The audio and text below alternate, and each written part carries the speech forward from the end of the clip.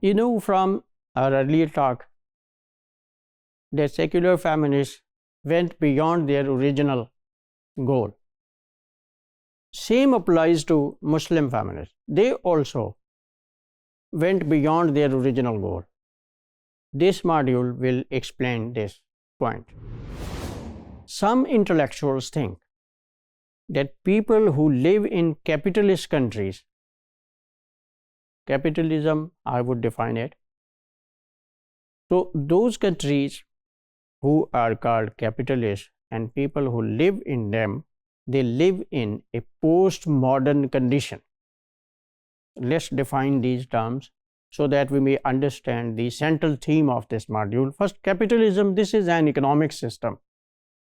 एक माशी निज़ाम है. According to this system, we produce and exchange commodities. We sell and buy and produce commodities, and in commodities we include labor, human beings, capital, sarmaya, and land.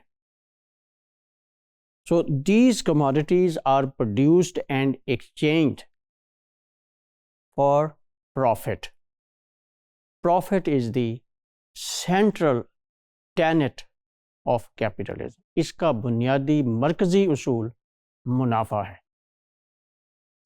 The economic system that centers around maximization of profit is called capitalism. इसको उर्दू में सरमायादाराना निज़ाम भी कहते हैं.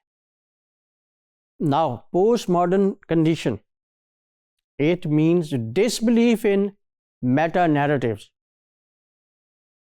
I have told you somewhere else that people say that the religion, the values, culture, identity, all these things are constructed by language. Language has, according to these people, no link with reality. So, whatever is constructed through language is not real. It is imaginary. It is narrative. It is a story. And they say that religion, truth, liberty, reality, all these things are just imaginary things. They are meta-narratives. So postmodernists, they don't believe in these things. Their disbelief in these things is called postmodern condition. Meta-narrative, I have explained, but see it separately. It means to present our experiences in the world in such a way that we take them as true. They are discussed everywhere. They become part of everyday discourse. They are discussed in media. They are part of education. So everywhere we talk about them so much that we take them as reality. And these people include religion and culture and identity in meta-narratives. In the previous modules, we talked about universalism,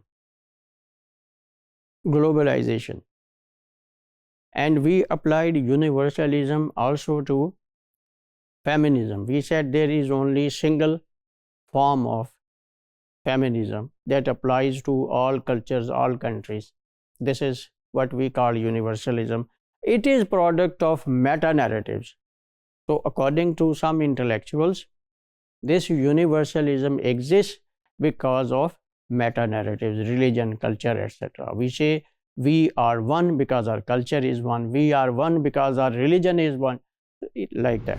What we called localism against universalism is a product of our specific culture. So if we detach ourselves from the other world and we just focus on our local culture and local values, this is called localism, and local narratives maintain this localism. Postmodern thinking lies, so this is the important point.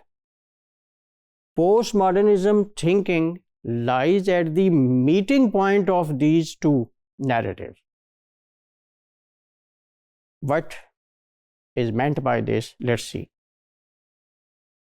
Capitalism, if in simple words and in casual manner I define it, so it means profit comes first. Morals, culture, everything comes next. Capitalism has promoted this state of unclear boundary between narratives. Some feminists think that Muslim feminists have benefited from this postmodern condition, this unclear boundary in the capitalist world. As I said in the beginning of this talk, that Western secular feminists in Pakistan, they went beyond their limit. Similarly, Muslim feminists also went beyond their limits. And what is that limit? At local level, they link themselves with local culture and religion. At global level, they are part of global marketing capitalism.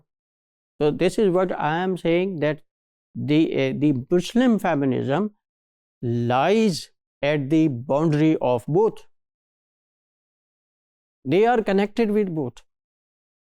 Local culture and religion gives them political support internally, and capitalist global market gives them access to profit and money. So on one side, they take side with culture and religion, and on the other side, they are also collecting money and maximizing profit through capitalist values. For example, these Muslim feminists have commodified hijab. Hijab is purely a cultural and religious symbol, but they have turned it into a commodity. Commodity is something that is sold and bought, that has some economic purpose. Okay, so hijab is made a commodity, and abaya too. There is market of fashionable hijabs and Islamic dresses. So they are using this Islamic symbol as business. See how one side they are promoting culture, and on the other side they are also doing business, making profit. Even the term is moving to products like shampoo. This term hijab, it is also being transferred to other women products like hijab shampoo, and interestingly, it is manufactured by Unilever company in Pakistan. To justify uncontrolled profit making, they are supporting Islamic banking. These banking taqwa and so on. They are using the term Sharia compliant for this capitalist business. One side, a person may think that they are talking about interest-free banking because it is Islamic banking. So they show their relationship with Islam. But on the other side, they are promoting a capitalist business in the name of Islam. So that is, and how? Because they use a particular jargon for that purpose. And the main term which they use is, their business is, their banking is Sharia compliant. Islam के उसूलों के मुताबिक है. Islam has no concept of bank. No concept of bank. Such feminists also promoted liberal economics instead of Islamic economics, because Islamic economics is against sood, against interest. So this is what they are doing. So we conclude that what started as local Muslim feminism in Muslim countries have now become a postmodern feminism, neither fully local nor fully global.